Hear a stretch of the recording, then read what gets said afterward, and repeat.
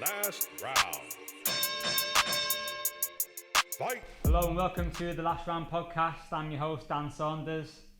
Joining me today, very special guest Dean James. Thank you for having me down here. Really appreciate it. Thank you, mate. Thank you. So obviously you've been in like Muay Thai for a long time now. Was it always your goal to kind of start out in Muay Thai, or was you doing like another martial art first or anything? No, my family have always been into like martial arts. I'd watch like videos. My dad would bring some UFC. Back then it was like VHS videotapes. Yeah. Not showing my age. And then really just progressed on from there. But I didn't want to fight. Went into a gym with one of my friends. I've been ill in hospital for some time. And then went into the gym and started watching my friend and just caught a buzz for it, but never want to fight, never. Yeah. Obviously it's quite common knowledge that like, you know, you were ill when you were like 19, like quite badly. Yeah. What was that like? At the time it was like, it was hard, yeah, but you don't realise how hard it was until later on when you look back. Yeah. When you're going through it, I'd rather it be me than anyone my family, do you know, because it's something you can deal with. Yeah. Now I look at it and it seems like so long ago, and then obviously my daughter's got a condition as well. That's where it brings you all the way back to when you were ill, because she's have to go through the same thing. So yeah, I'm just grateful that, you know, I've gone on to do what I wanted to do and got my education and stuff. So I think it's like a testament to you as well, though, just like not only like physically, but like your mental strength. Because some people like that would defeat them. Do you know what I mean? Going through something like that. Yeah, possibly. But you see a lot of people when you're on the chemo wards and stuff. You see people in worse positions than you. Right. You know, when you get some people that are terminally ill, and you know, you just look around, just you thank for your blessings, don't you? Yeah, true. So on to your fight career then. Have you always trained at Tony Myers' gym? Yeah, I started off at Trojan, which is in Wolverhampton. I met Tony there, trained there for a little while, and then Tony had a gym over in Rugeley, which was Pro Chosua, and then in the end it's made more sense for me to travel there to see him because the classes were longer, they were more frequent, and I just felt all round I belong there with the standard of fighters. Yeah. Because at Trojan, a lot of other fighters from different gyms, they're very much more kickboxer style. Right. That's their background. It's freestyle kickboxing, and Tony's a much more like technique and just a traditional style of Thai boxing. Yeah, because we've spoke to like other like coaches and stuff, and they like say Kev Harper for instance, and he's kind of like cited Tony as like a big influence on the rule set being the way it is over here and stuff. Yeah, definitely. I think that I knew how to score a fight before I could even fight. And I think it's like when people say like, oh, I play football, but imagine playing football not knowing where the goal is, what the rules are. Do you think it's like vitally important that people have like a really good understanding of the rule set? Yeah, especially for coaches. Yeah. Because you're the person, when you fight guys in there start losing their head, you've got to be able to bring them back on course and tell them exactly how to win the fight, as opposed to guessing. Is that what Tony did then? Say like if you're in a fight and like would he say maybe you need to like body kick more, or he's like beating you in the exchange, you need to, you know, reply with a body kick when he, like, what kind of a coach would he be like in the corner? Tony's really good, so Tony will train and tell us to be ready for anything, so we don't train specifically for what their strongest weapon is, but we'll come across it. When we get in the ring, he's gone have a look in the first round, let's have a look what he's got, come back, and then Tony will be watching him. So he doesn't really give me that much advice in the first round, so just play, unless I do something really stupid. Yeah. And then I'll get shouted at and stuff. And then he'll kind of like navigate me through the fight as it goes. So he's like, round two, okay, I went up the gears, or Dean, just drop off a little bit. You're going to burn out, just drop off him. Now put the pressure on. Right. So it's, you know, tie him up, or maybe now you start boxing. And he talks you through it that way. That's and then interesting because like, sorry, carry on. No, when you're coming towards round 4, round 5, you normally tell me I've got to go for it, then I know I'm behind. Yeah. You've got to go and you've got to go at him now. It's quite interesting because you get some gyms who, you know, will come in and just try and clinch for 5 rounds. You get some who, you know, just try and score for 5 rounds or go for the knockout, but it seems like, you know, it's quite adjustable within the fight. Yeah. There's not, I think as long as you're good at pretty much everything, or decent at everything, I should say good, rather than having one skill set, because when that doesn't work, that's why I think early on in my career, when I was clinching, I was using clinching knee, then one fight time said you're not allowed to clinch your knee. That's a boxing kick, and it's so weird. Yeah. He said because that's going to stop you in the later fights. The better fights will click on, you can only do that, and they'll find a hole. So I think it's really important you can do a bit of everything. When we had Nathan Bender on, he talked about when he had Tony Myers in his corner, and he was saying that after the first round, he was saying, oh, I'm knackered, and Tony bollocked him. Have you got any experiences like that? I had Tony slap me, and he told me to man up. Then there's one fight where Oh yeah, he's actually, I was in Ireland, and there was one fight which was the one that sticks out in my head where I smashed my leg up in, I think it was the first round, and I was struggling with it, so I couldn't block, so I was taking all the kicks on my leg, and then my leg started to go. Came back and I sat down on the stool and I was like, Tony, I can't carry on. He's like, you what? Am I allowed to swear or not? Am I allowed to swear?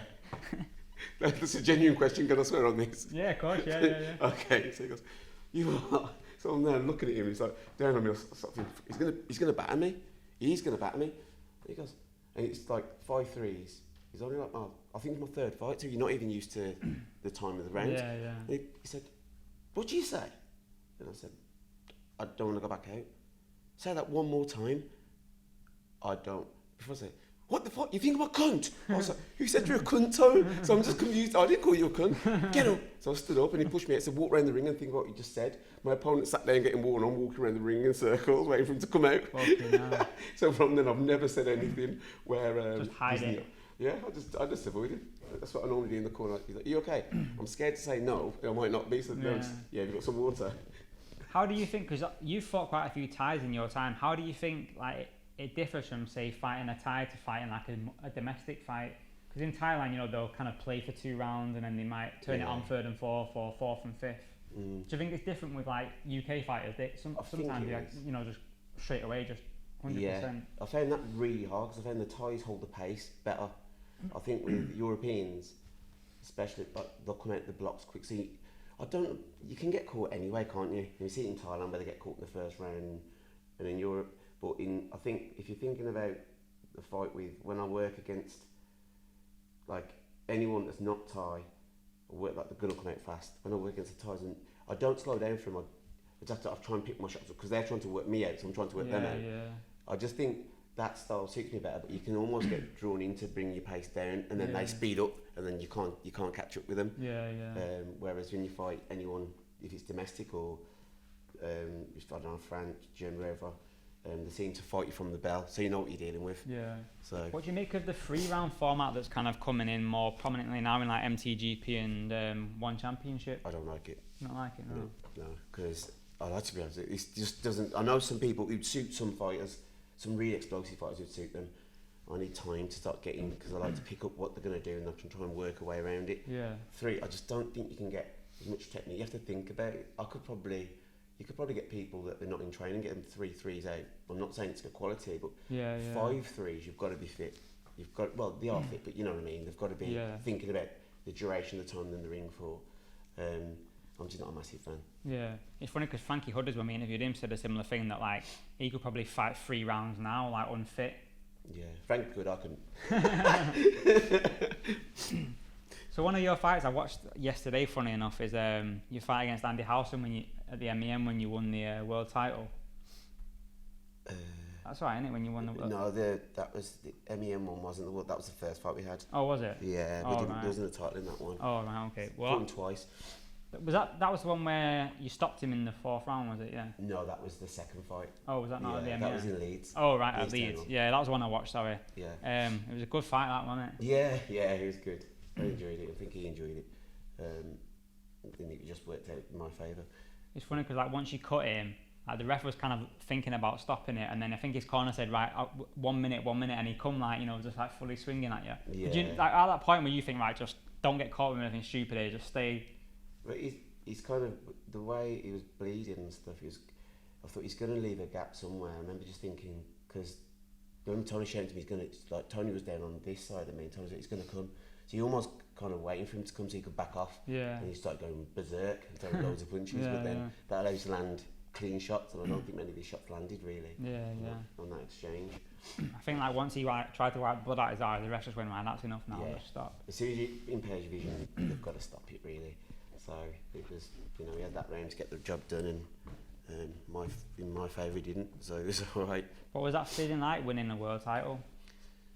To be honest, my first world title, who did win my first one? Andy was the first one, wasn't he? It was good. It weren't that. It was just the fact of that in the first fight where we fought, it's more the opponent than it was the belt. Right. That was nice. Getting the belt was nice, obviously. But I wanted to prove I was number 1 here, and I got number 1. And some people were like, oh, it's because he had a fight signed in for just after trying to save himself for that.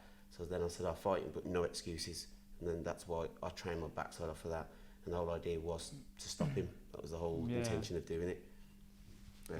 And, you know, there's nothing more than people can't argue. Because Tom said, put it to bed. So people can't argue and say, because there's still people arguing that, did I win, didn't I? So Don said, the only way to do it is you don't leave it to the judges. Yeah, just stop and it. then he worked out that way. Yeah.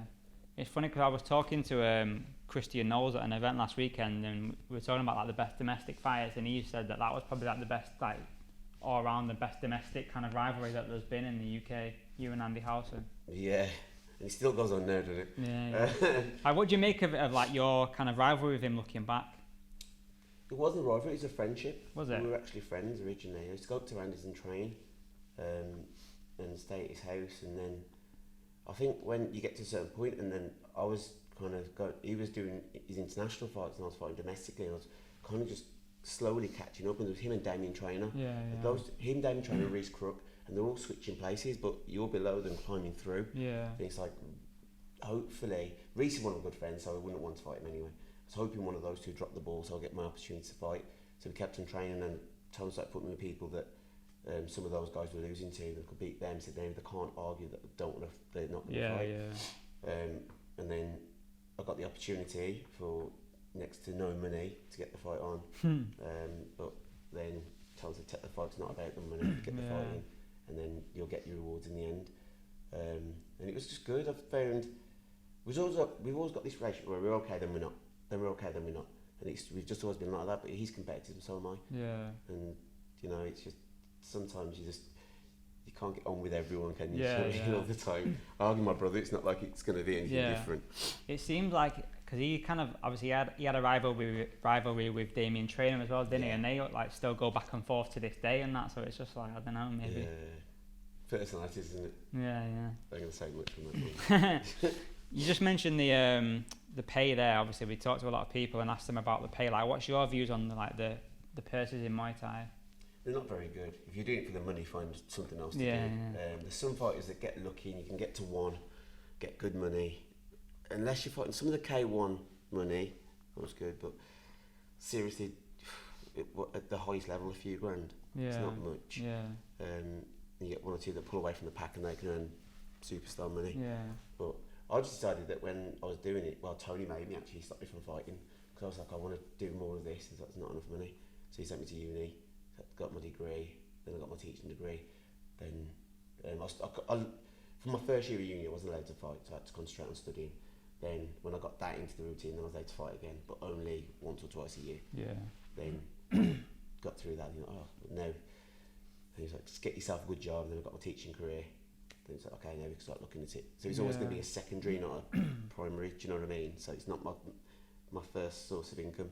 It's just additional. Yeah. So as a coach now, like, what would you tell your fighters in terms of the purses? Like, would you have to explain to them, like, don't be getting into it for the money. You have to do it because you really want to do it. Yeah, I think it's that, and it's also like most of my lads that I work with all got good jobs anyway. Right. I don't have like a young bunch. I've got like a couple of young lads who say like, I want to do this, I want to do this. You've got to go, like, if they're not going to like uni or getting some kind of training, because there was one lad in the gym the other day actually, and he was like, I'm going to do this full time. He's only trained twice. Go and get yourself a job. You look for a job. You've trained twice. And then no, I don't need a job. I'm going to do this. Obviously his parents are quite wealthy, but you can't rely on them forever. No. And then I was like, the money's crap. And when they hear about how much you get, and they're like, you do all that for that? You're like, yeah. Oh. Then they reconsider for a job. So it means you'll have to fight. Really, if I was to do this, I'd have to fight once a month. Really? Like they do in Thailand. Yeah. No, I couldn't even imagine doing that. I'm too lazy. I like donuts and cakes. So you fought in like a lot of like big promotions. What would you say like has been the best promotion that you've fought on? You're causing trouble. What? The question I promoters start deleting me off Instagram now. Best promotion I've fought on, in terms of what the provider had. Like maybe the purse you got, like what the overall show was like. I thought Dan Green shows were good. I thought that the MEM ones, I can't remember what they're called now. Daz and Daz, what was their promotion called? Main Event. I knew I'd get it, see? Looked after really well by them. There's different promoters for different reasons, but you get some promoters that look after, they'll call you up, they'll come and check on you, because they came down, they were in Birmingham, they're in Manchester, aren't they? They travelled down, had a chat with me, seen how my training was going, went off, and then I see them again, and you get a call, they're just around looking. Just the support care, I guess, and some promoters not bothered. They'll just see you there on the day, they take ticket money and they're gone. Yeah. I'll get you money after the show. Yeah. And the worst bit is when a promoter comes, the first thing they don't ask, how are you? They say, have you got your ticket money? You're just like, do you know what? This is a joke. How's your training been? Yeah, it's been alright, cheers mate. Obviously you talked about main event there, with it coming back next year, is that a show that you would like to fight on again? Yeah, I'd love to. I just want to fight, really want to fight. It's been a while, but it's been obviously what's gone on with COVID and stuff, and now getting the boys back into training, they're all out fighting. I just said to Tony I want the rest of the year off, and then I'll go next year. Everyone seems to think you're retired when you're not fighting all the time. Yeah, it's true that, yeah. Because I spoke to you on the phone the other day and you were telling me that you're looking to fight again next year. One thing that I've always noticed about like around your kind of weight class, like you, Paul Carpets for instance, like promoters kind of expect you to go up or down like 3-4 kgs in weight. Like you don't really get that at say middleweight. You don't get someone to fight like at 75 instead of 70 or something, but you would expect someone who could fight 57 to fight 61 or above as well. Yes. Why do you think that is? Why they kind of around your weight they kind of expect you to fluctuate weight so much for fights? I think it's a way to make a cheap fight, isn't it? If you can get a domestic opponent, let's say if you put, I don't know, someone like, I'm trying to think of fighters now. Can't think of any. Put I don't know, who's number one at 67? 67. And put number one at 61. So cause look at Chris Shaw. He went and fought Craig Dixon. I know that was his choice, but he fought Craig Dixon at 67 kilos, and he can make 61. That's a big difference in what you're going to be. And I know they had a personal rivalry, but even still, when promoters would say, "Oh, can you make this weight?" and I was getting offers like, "Oh, would you do 63? Would you possibly do 64? I'm not a 64 kilo fighter." Do you know what I mean? Crazy. I did do it in the tournament. I did jump up, but I was just being cheeky because I just wanted to see if I could do it. And I thought I jumped into the tournament in Scotland and then jumped in the ring with it. When I seen at the weigh-in, I was alright because I walked in, didn't have to cut weight, just walked straight in, hit the scales, went off. You see some of them lying on the floor, still like baking in the towels. And then I went with one of my friends, Gert, and because Tony could make it that day, and Tony called me and said, "What do they look like?" I was like, "They ain't even big, Tony." And he's like, "What?" I said, "They're not even big." So I went down into the restaurant. I seen a couple of them down there. Then next thing I see them on the day of the show, and I was like, "Oh shit!" Massive, yeah. And I jumped to the ring and I was didn't look up. And then I was thinking, the only thing I looked at was this. I thought size-wise, give him the shortest one. 'Cause I've got the best. I can knee him. I can grab him. Then they said my arm, and I was like, I'll give him the tall one. That's the thing as well, isn't it? Because if you're fighting at 63, like you're going to stay around that on the fight day, whereas people are coming down from like 70 kg to fight at that weight, so it's a big difference. It was good though, because it woke me up because I was thinking I did think I could do it, and then after it, when he's just physically just too big. He's a tall person. He's relentless. And then I was like saying to Tony, "I'm coming back down. I ain't doing that again." So it's good because Tony didn't want me to do it, and then I was just being stubborn and said, "No, we might as well, Tony. I've got nothing else to do." We took it the week of the fight, I think. We just jumped in, so it's funny. What would you say has been like your kind of standout performance, or like your biggest win? Would you say in Muay Thai? Maybe just one fight that you look back on and think like, "Wow, that was a sick fight. That I'm glad I won that," or something. I think Dimitri Varat for a different reason, because he beat Damien Trainer, beat Andy Howson, and I knew that was a fight where I could get knocked out in. And then I beat him. It wasn't, looking at it now, I don't think it's the most skillful fight, but it was the level that I was at then. I think I had 5 fights then, six fights. I fought Andy after my, can't remember, was Andy my 11th, 8th? Can't remember. I think it was like my 5th when I fought him, and I hadn't had many. And then it was just a scary experience when someone's saying he's done the IFMA, he's had 100 and something fights, and then you like, next thing you know, they bring the WBC European title in the ring, and you're just there like, "Oh shit, it's getting real." Then, and he was taller than me, and I've never come across anyone at my weight that's taller. Yeah, you are really tall for the weight, aren't you? Yeah, but they're getting taller now, seemingly. When you look at some of these now, you think, "God, you're making 52, and you stand as tall as me." It's nuts, isn't it? And Jar, I enjoyed my fight with Jar. I Was that still on- believe till this day I beat him. I still believe Was that. that the one on main event? Yeah. No, I lost that one. Oh, He definitely right. beat me that one. Right. I ain't gonna claim that one. No, I watched that the other day as well. I haven't seen it. I've not seen it I since. put it on YouTube the other day on my own YouTube. I've got like a hard drive with all the old main event shows on that. Oh, no Dad's way. so I've uploaded them all. Yeah. Yeah, he batted me later on, didn't he? Yeah. So, yeah. That's what I was kind of wondering at the start about, fighting a Thai. You will, kind of just ease into the fight, and then they just kind of switch you up out of nowhere.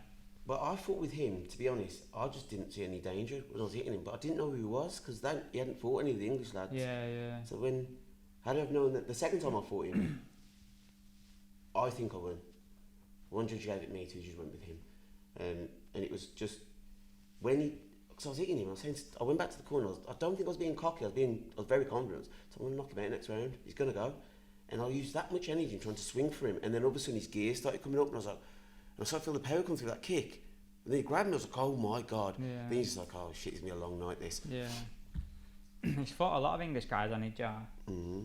He's beat quite a lot of them, hasn't he? He's done well. Beat Dan McGowan, beat me, beat Keith. Did he fight Keith? No, he fought Haggerty, didn't he?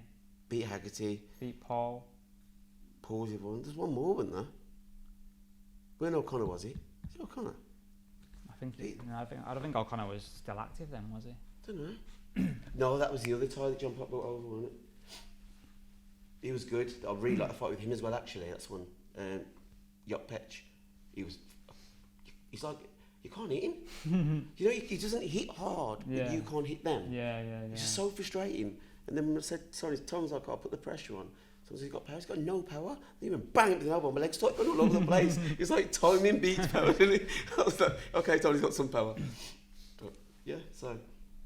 What do you make? Obviously, I asked you before about the the 3-round format. What do you make of like one championship? Then obviously, there's a good chance for fighters to get good pays because obviously, like you said, there's not a lot of money in it. But in terms of the 3-round format, like it is in most cases, do you think that's where it lets it down for you?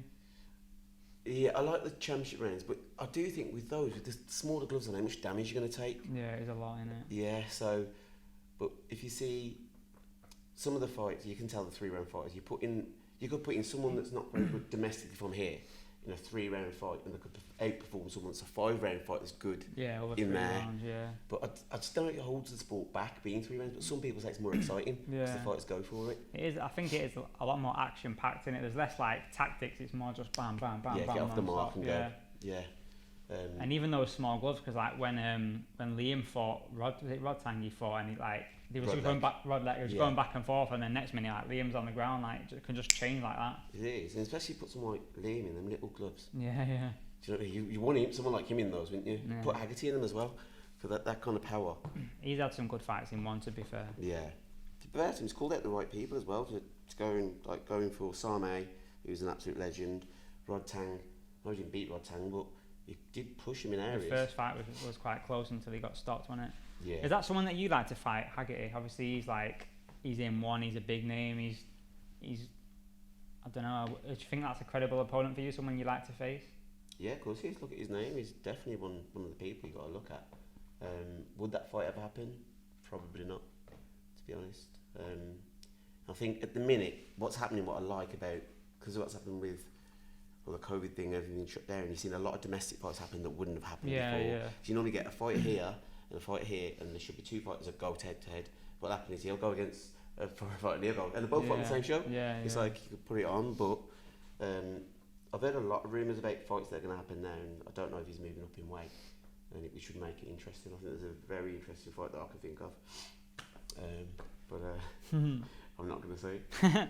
Who obviously you're saying you wanted to fight next year. Who would you like to fight then?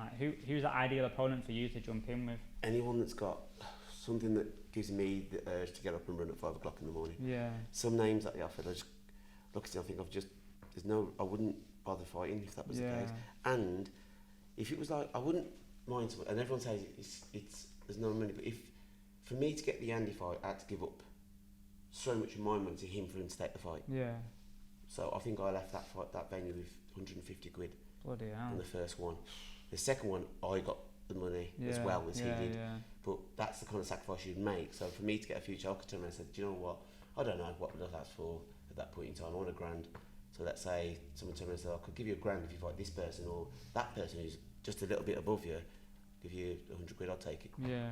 Because it's what you want in your CV, isn't it? I need your name on my CV to bring me up. Yeah, yeah. It's like you said before, like when we were talking off camera, like the fighter that you got offered for next year, like it just doesn't really make any sense for you. Like it's a younger fighter. Like the problem is with like, say for like people who've been around for a while, like you and Paul, like you're always gonna be kind of, how can I put it?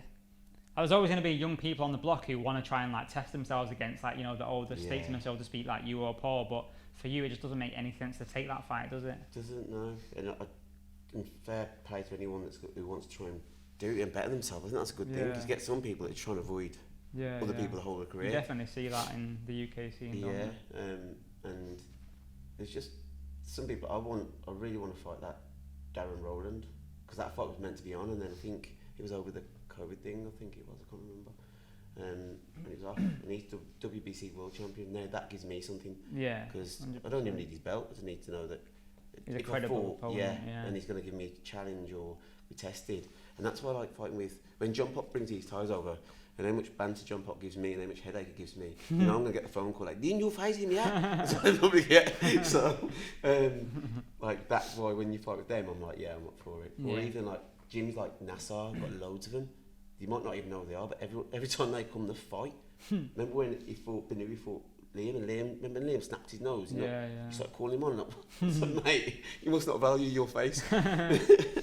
What do you think would be your ideal weight to fight at now? Obviously, you've had a couple of years out.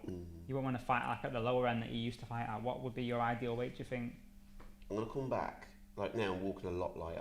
I was walking heavy at one time, but now, since I've not been training, like I'm walking there around about 63, so I'll probably come back towards 57. Right. Probably come towards that division. But if there's no one to fight there, then obviously I'll go 59. Yeah. I'm tall enough to put it off. It's just I feel strong at 57, strong at 59, 61. I just don't feel as strong up there. Yeah. I've fought a couple of 61s, but they just the drain on your body a lot. So when you're committing more injuries and stuff. Yeah. Do you know what I mean? Also, that division now, like Keith McLaughlin was number 1 for ages, but he's not been active, so I think he's been like taken out of the rankings. So it's just, I think the top 2 are like 2 guys from GFC, Haslam and Mike Eslick as well. Are they? Yeah. Oh, good on them. I like the good guys, aren't they? I've not seen Adam fight. I've seen Eslick fight. I don't think he's had him for a long time, actually. No, obviously he's meant to fight on the last ever Yakow against Anton, but Anton had COVID, so he had to pull out. Okay. Talking about Yakow, well, kind of. The Super Showdown that happened last week, you had one of your guys on the card, Tuyo, he's called? Teo, who fought Joe Ryan. Yeah. What did you make of that fight? I thought it was like a really exciting fight to watch from a viewer's perspective. Yeah, it was. Teo is he's part of Cobra, he's a coach of Cobra, he's coached by his dad. In Garby, but I did the additional work with him outside of it. And obviously I went with him to go and corner him. We knew it was going to be a hard fight, but I just thought when you watch Joe, if you watch him long enough, when I was watching him, because his dad asked me to have a look, and then we just worked on specific things to go against him. But I thought Joe Ryan showed that he's got, because the whole idea was to get him into the second half, because he's been knocking everyone out, so he's not used to going there. I thought that we did enough, but it is what it is, and both lads performed well. Super proud of Teo, and the fact he listens so well, and I think he's got a really bright future, especially when that head kick went in. So I did think he was going to go. Yeah. And I know Joe Ryan's been like stopping everyone with that head kick, hasn't he, as well? And the weird thing was, we drilled it, and then it's just like when it goes in, it's like, no! In the corner, like, tie him up, grab it! But, you must be proud though, of like, because he did. I think I said we spoke a while ago, and we both said that he doesn't look out of place on that stage at all. No, he doesn't. He'll push, and I think he'll be. Those two are going to push a lot of the top UK lads, and like what are they? 18, 19, really something like that. Yeah. They're young, and to put them on a show like that, and they almost like when you look at some of the other fights, they almost like outperformed the levels above them. Yeah. I was saying, and like we've had nothing but good interest and good words for Teo, but it's just like now he's got to concentrate on studying, because that's important. Same thing, we go back again. Yeah. He got asked to fight again straight away. time to go back and go and study a little bit. You're at uni. Yeah. And the fight's always going to be there. You can jump in every so often, but just not back to back because you're going to fall behind on your work. Yeah. So we just talked about, you know, your plans for next year. Ideally, you know, main events in May, is that the kind of area that you'd be looking forward to fight again, or would you rather fight, like, you know, sooner on in the year, earlier on in the year? I wouldn't mind getting it before that, but I wouldn't mind waiting until then, because that means I can put, if I was ever offered, I could put the boys out before then. I can focus on just training, you know, just training for myself, sorry. But it just becomes complicated when you've got so many lads that are fighting, and I'm across 2 gyms. So it's... How do you balance that, you know, training for yourself, but also you've got to train other fighters? Fortunately, I've got a job where I only have to work 2 days, and Tony's got a job where he's free in half terms because he's a university lecturer. Right, okay. So I work with Tony in the day. I've got my wrestling coach in Bristol, so I go and see him. I get my strength and conditioning, I get my running. So a lot of it is, the only thing I couldn't have done before was self-motivate. Now Tony had his children, he's been out the gym for a little while, and it was like, because everything was on the plate before. Tom was available when you call him. I'll go and stay at his house, get trained in the morning, train at night, stay at his house, get a bite to eat and get back, sleep on the sofa, back in the gym at 6 o'clock in the morning, then come home or go to work. But now it's like you've got to find that from somewhere yourself. Yeah, so I have to go like running and get friends in for sparring and stuff. Like I've got some like good lads that I can spar with, and they're all in the sport in a similar way. So it's, as long as not from here, because I find it when I'm here, I end up teaching again. You end up coaching. If you spar with your own lads, and that's why I think it's so hard to see coaches that are fighters, and they get their students to coach them in the corner. I find it just because I wouldn't listen to them. And it's not saying they don't know, but it's that you're their go-to person when things go wrong. Yeah. And if I'm in there and things are going wrong, who do I go to? Yeah, that is a tough thing. Yeah. It's hard. I respect anyone that can do it, but it is hard. My last question would be, you've had quite a lot of back and forth over the last few years on Instagram with people like Andy Howson and John O Chip Chase as well. What's your views on John O Chip Chase? I don't know. It's just, I just think that it's going to be, I think it was all the one to get the fight. I'm just not interested at all. Got no interest. You'd have to do something substantial for me to be interested in that. With Andy made something personal when he went at me online, and maybe I took it out of context, I don't know. But for me, if you're going to fire at me, I'm going to fire back. So, and I'm not that kind of person where I start slagging people off. How many people hated me? How many messages I had, like, you're just begging it, leave me alone, your name's not anything, stop tagging on to Andy. It's all international, like people not in this country. So no one knows who you are, just shut the fuck up and crawl back into your hole. Okay, I'm there, like, I could reply, and then in the end I was like, you know what, fuck it. So I just went for Andy instead. I was like, you know, so then he wound me up and said that, what did he say, jump back on your crack pipe or something. I said, he's at your belt on my cabinet. It was just like stupid, like Lord of Floor, not Lord of War, and it was just all kinds. It was just stupid in the end, and I did speak to Richard and Lee since I apologise for if I disrespected them, but I'm not apologising for what I said. Do you think, like in Muay Thai, obviously it is quite, you know, respectful and pally and stuff, do you think it does miss that aspect of like people talking back and forth? Because it does build hype for fights. Yeah, of course it does. And the funny thing was, how many promoters messaged me as soon as I put that on, and go like, you need to speak like that more often. Yeah. Like, about people you'll get further. That's the reason why you don't get as far is because you're too nice to people. Yeah. But I'm not that kind of person. Yeah, but I do understand it, because I do get interested when I see people arguing. Do you see what Sundra put on there? No, where? Someone on your phone, you start scrolling through.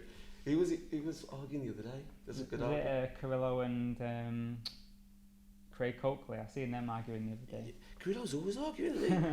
There was that. There's a Bendon Shores. That was a good one. Yeah. That one got me interested, even though Bendon was here then. That one got me interested because these two really don't like each other, do they? There's some sick fights at 63 as well. No. In terms of like domestic, that's probably the most like stacked division at the moment. That's the one to be in. Yeah. You could fight pretty much every other month in that division. Yeah. I think you've got even there you've got an 8-man, haven't you? Do you know what I mean? You could put an 8-man on there, because you could even, if you looked at who's in there, you could. You've got like Panikos, Craig Coakley, Mo, Bendon, Chris Shaw, Carrillo. And you've also got Caput, who just sits just below him in the weights, but he does flicker between them. That'll be a mad 8 man. That one. That'd be, if any of them could put that fight, I'm buying a ticket. I'm buying front row. I know. In fact, someone I need to be a judge, just so I can get even closer. But that'd be brilliant. And I was seeing that, I was watching that weight review, I was like, I wish I was a bit bigger. Because that'd be wicked. You could fight with some of the best fighters. And oh no, you got Kennedy as well, didn't you? Oh, of course, yeah. Kennedy, that was the other person I was thinking of, yeah. He got caught, didn't he? Yeah, by Carrillo, yeah. What weight was that at? 65? 63 and a half, I think. Is that what did it? Because he normally fights 65, doesn't he? Does he? I don't know. I thought even Bendon fought 65. I don't know. I might be wrong. I thought he was. I thought maybe he might have lost a bit too much weight. That's why he got caught. But Nico's coming through strong. He's doing his business, and he's knocking people out. Though I thought he did really on Mo. I thought Mo was unlucky on that. Yeah. One on was it Victory? That was. Yeah. Yeah. So. It's an exciting time for UK Muay Thai at the moment, isn't it? I think It is. I'm just enjoying seeing like the young ones come through, especially around that 70 kilo range. Because there's a few. You got George Jarvis, haven't you? Yeah, he looks really good. I can't remember the name of the other lad. I watched him in London. He's not in the ranks yet, but he's good. Joe Ryan's 70 as well, isn't he? Yeah. You've got loads of them. So you and then you just get like a flat period, don't you? Then you get to lower. Who's at 70, 76? I don't know who's at 76. 72 and a half, don't know who's there. Is 76 like Dan Bonner's weight? Yeah. Didn't he? He fought against... He fought an MTGP the other week, yeah. Won the MTGP belt. Do I do really like though that Christian guy from Wickham? Oh yeah, Chris, yeah. He moves like a bantamweight. You see him hit people like, hey, does he actually move out the way? He's that big. My last question this time is, when you were coming up in the sport, who, or even maybe now, who are some of like your all-time favourite fighters that you watch and think, wow, he was like next level? This country? Or? No, just like in general. Who I look up to, I'd say Danny Bill, Sam Hart. Different. I've been watching some Hart Parker and oh my god, he's so good. Sick, isn't he? So good, man. Sam Hart, Diesel Noy. Denise. Yeah, Diesel. I was trying to do that with people. You're trying to pull them knees, you don't know what you're doing, do you, people? Who else is there? Thailand Pinsin Chai, Nongbi. There's a lot in there.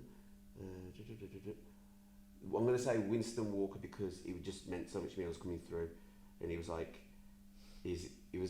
I think him being from around the area, there's an area, he's like, it's going to be harder for you to get anywhere. And he always kind of put it in my head, so he thinks that he's like quite a tough person.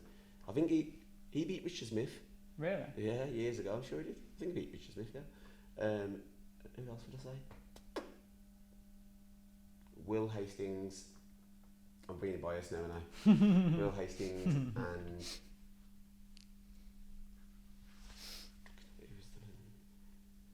Pete Crook, because he was on Eurosport, and then you realise that you've been in the room with somebody, like, you're just starstruck with seeing someone. I was like, oh, he's good, and yeah, that'd be I'd pick.